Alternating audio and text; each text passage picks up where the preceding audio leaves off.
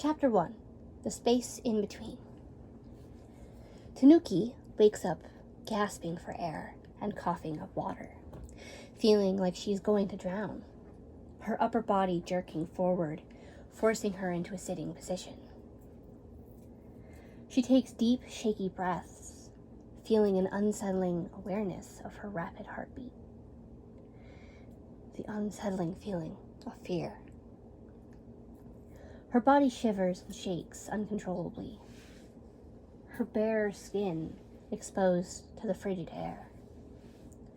It's so cold that trying not to shiver is incredibly painful. She opens her eyes to a seemingly endless room of darkness, a dim light illuminating her surroundings that had no source, reflecting off the dark floor.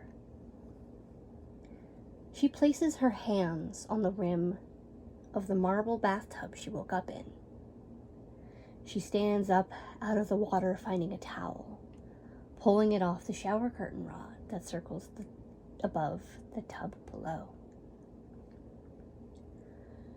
She wraps the towel around herself and steps out of the tub, her footsteps causing ripples in the half of an inch of water that seemingly followed the never-ending floor. Each footstep echoing into the darkness. Her chest tightens, making it hard to breathe, causing her to panic. Feeling like the world around her is closing in on her, she runs, trying desperately to escape. With anxiety forcing its way to the surface, she runs faster, searching for a way out, her mind flooding with fragments of memories. They were separated. Who was she separated from? Her mind raced looking for answers. He was in danger.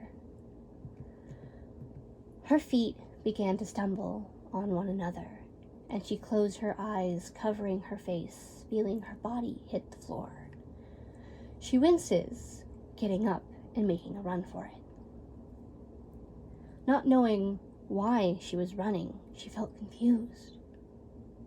Something in her very being was urging her forward, and suddenly she was hopelessly lost in a field of daffodils, surrounded by the trees of the forest.